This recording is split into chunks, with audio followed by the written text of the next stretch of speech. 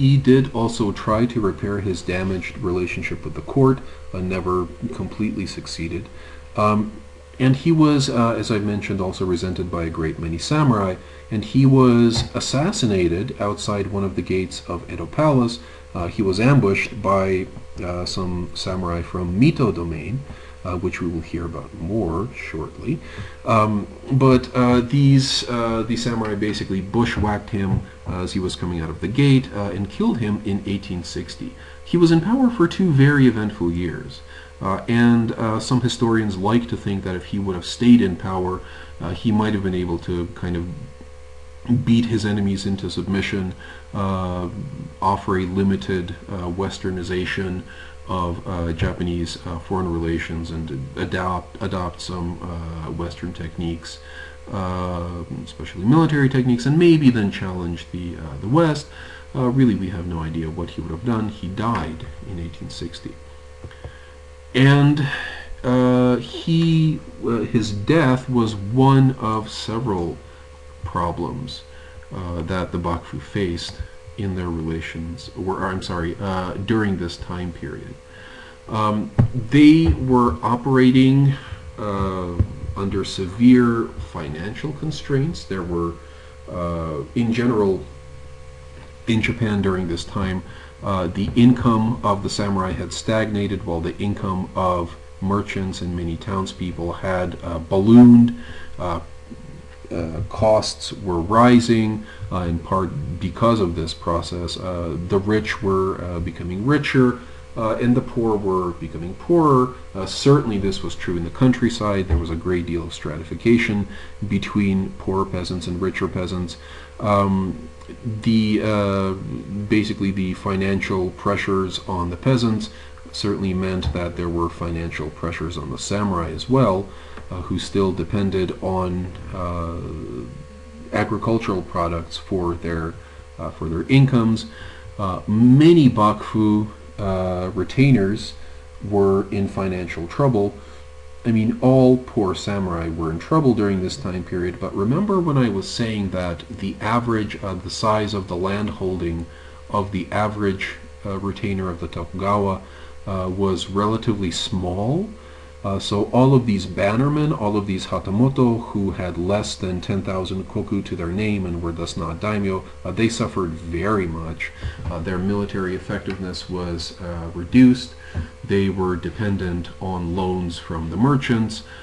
Many samurai were completely broke. Many had pawned their weapons, pawned their swords. Some of them had to resort to the indignity of renting horses, armor, and weapons so that they could march in official processions, and then, they had to return the armor, and then their swords were made of bamboo, and they better hope they'd not get into a fight, because if they ever drew their bamboo sword, they would be laughed to death. And this military caste was, in addition to being broke, also costly. It cost the samurai a lot of money to go through all of these motions, which didn't even necessarily make them good fighters. They were old-fashioned. There was an overall decline in respect for the status system as well. Certainly, I would hope that we saw this in Musui's story. Musui himself is a samurai, and yet he's about the biggest rascal that anybody's ever seen, and people tend to treat him as such. There was popular unrest due to this growing disparity between rich and poor that I've mentioned. In the countryside, rice riots were not uncommon. Situations where poor peasants would just break into storehouses, be they government storehouses or the storehouses of their village headmen. Remember, I also said that competition between rich and poor peasants was increasing, and there was violence.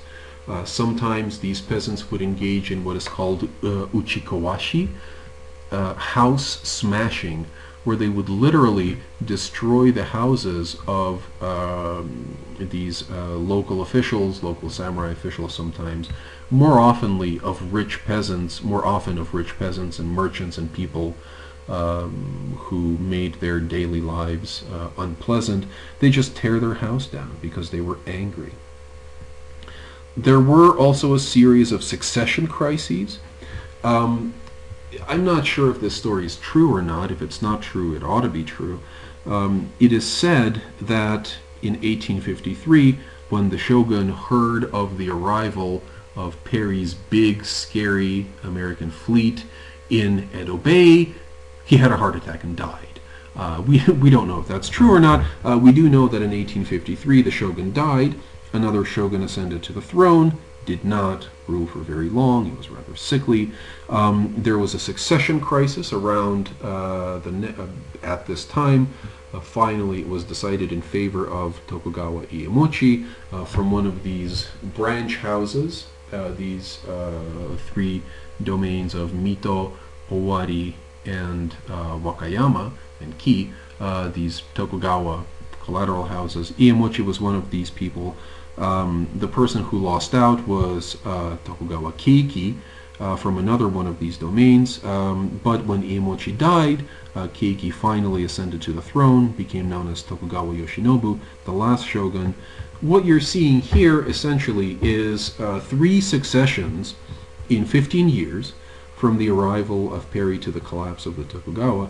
So three successions and a fair amount of dissent within the Bakufu as to who should be shogun, and also as to what kind of a response the Bakufu should make to the Westerners, how to get the Westerners to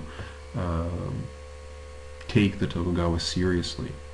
And of course, the unpopularity, the rising unpopularity of the Tokugawa, directly due to their seeming inability to deal with the influx of these foreigners, and the decision of the imperial court, as we've seen in the last slide, to refuse to sanction the expanded commercial treaties of 1858. This was a true embarrassment for the Tokugawa, and this action by the imperial family set in motion a great many events which we'll be talking about until the end of the course.